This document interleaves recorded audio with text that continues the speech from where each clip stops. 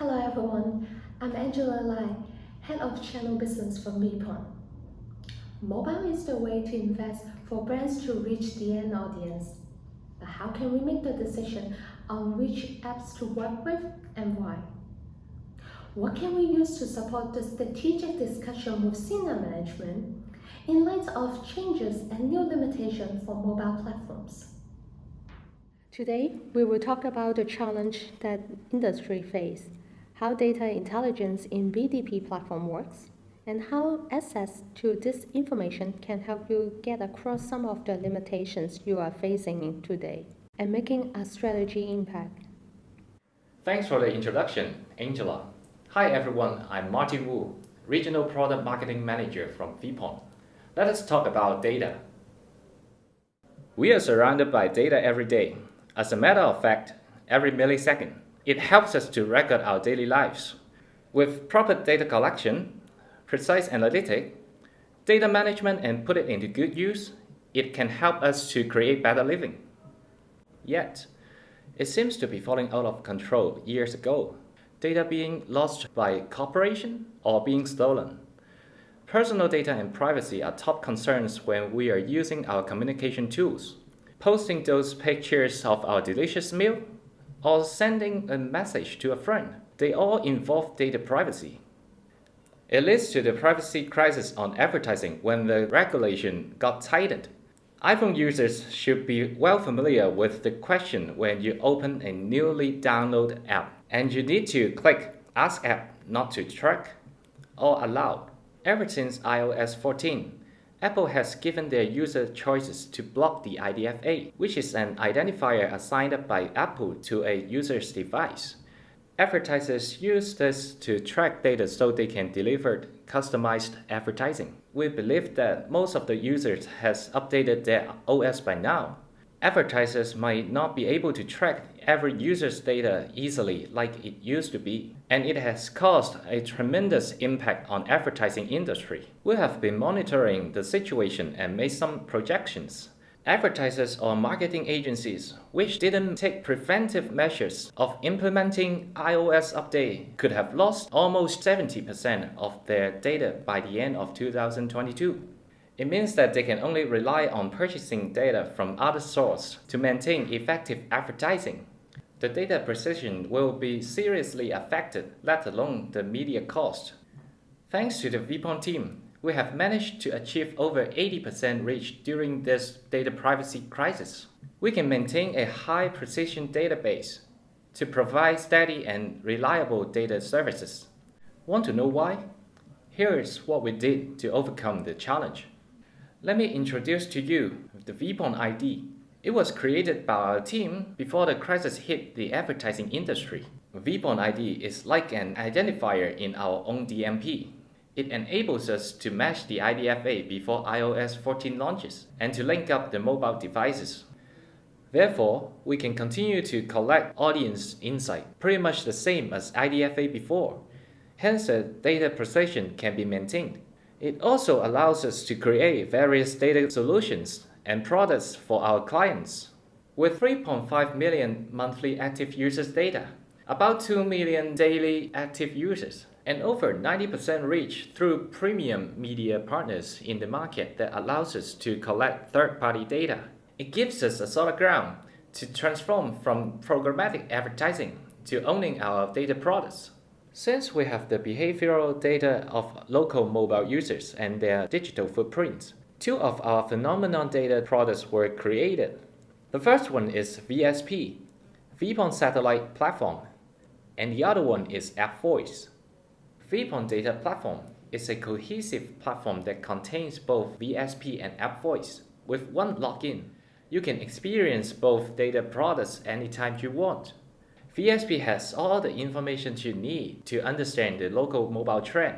It covers the figures of mobile market landscape in the metrics including device models, network connections, and telecom carriers. If you need more behavioral analysis, there's an app installation ranking by category that gives you a quick look. Or you can simply switch to App Voice for a full-blown analytic of user behavior and preference.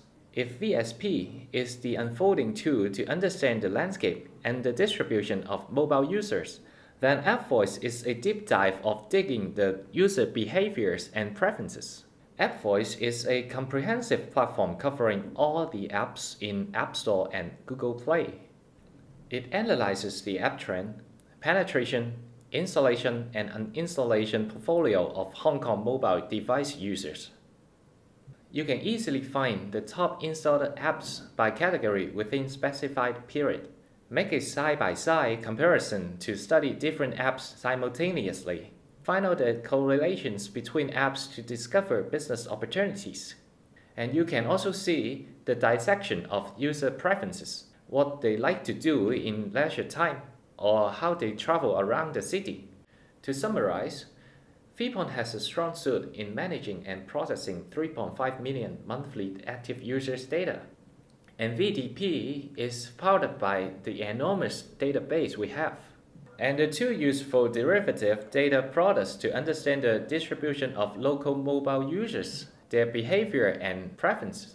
That's it for my part. I'm grateful to have this sharing section with you all. Now let me pass back to Angela to give you details of data implementations. Thank you. Thank you, Martin, for sharing the very fruitful information about the VDP. Now, let's put the challenge and the capability together in a practical situation. A case where it involves you and I is the Hong Kong Consumption Voucher Scheme, or CVS. The purpose of the CVS is to stimulate consumer activity and boost local consumption by end of last year. The first wave pumped 12 billion cash into the economy, where 3 million merchants were involved. How do we capture this opportunity? Hong Kong locals and brands are adapting to the new normal's economy by attempting to navigate to the right audience. But taking a more sophisticated approach often requires past data or reference to identify the right audience group in the right channels. We know that the 12 billion going into the economy will go through 4 assigned e-payment distributors, which stands to benefit the most from this scheme: Alipay, WeChat, Octopus, and Tap and Go. And it is what you know more than what other knows that's let you beat out the competition. This is where the VDP platform comes in. We can look at the various metrics available, which will enable you with key insight for your strategy. What we want to know is who really benefits from the CVS. We will expect the leading players in the market get a stronger boost. Let's see if the data supports this projection. We look at the first layer of information, top 100 apps by ranking. In the first layer of data, what we see is the market leaders, and that's after the CVS scheme. 3 out of 4 payments apps are in the top 15, and that includes WeChat, then Octopus, and Alipay. We look at the changes in the ranking, and note that Alipay and Octopus have overtaken Taobao in 3 months' time. So these 2 apps really get a strong boost. It indicates which e-payment provider apps hold the most voucher payment for new users. But did the CVS scheme only benefit 2 payment platforms? When looking at the top viral apps by category, there was a very significant growth in shopping and lifestyle category apps installation in August, once the CVS voucher were received. This showed that retail business at large stand to gain the growth from this scheme, especially adding new users to the apps. Whether each individual app catches this wave of new user influx will really depend on whether they had reached out to the right audience during this right critical time. Let's dive in one more layer down. By looking at the downloads activity over time, we can see the changes in apps penetration for specific apps. We see that Octopus, Alipay, and Tap and Go show rapid rates in July CVS registration period, but there is also an abnormal peak only for Octopus in August. Sometimes information benefits a brand, but at some time, the uncertainty of information may also benefit. There were discussions online that people thought they need to download their Octopus apps to receive their first payment voucher. And being that Octopus attract a lot of new users to online payment. We look at the data wall for the viral apps result. It was only WeChat that didn't get much impact from this scheme. But do we have data to tell us why? Why WeChat, even with its strong coverage in the market, failed to ride the wave of new user installation? We can analyze this by observing the app's user preference matrix, including what app and also what app category they download the most. This helps a marketer identify ways to build rich strategy and also looking at cross-selling onto audience of different apps. Octopus and Tap & Go are Hong Kong companies, while WeChat and Alipay are China companies.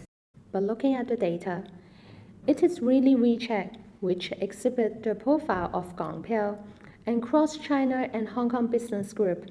As the key apps, these users have all China apps, which is Xiaohongshu, Dianping, Baidu, and Weibo. So in this case, we have the data to support reaching Hong Kong visitors through WeChat users as opposed to Alipay users who are deal-seeking online shoppers based on their app's usage and likely looking at chill and fun lifestyle through travel, eating, and shopping apps.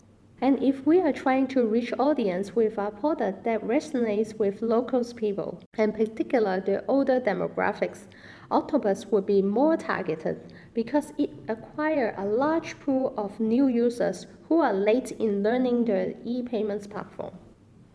So for the key takeaways today, with the rise of app-based business model, access to in-depth data, and analyze on user behavior helps app owners and marketing agencies better navigate the changing landscape that is making and breaking business. When there is so many unknowns in the market, be on the side that has clarity from real behavioral data. Thanks, Angela. Thank you, IAB, for having us today. We hope that our sharing can help you formulating strategies and making business decisions in the near future. Please stay tuned and follow IAB for more contents. See you next time.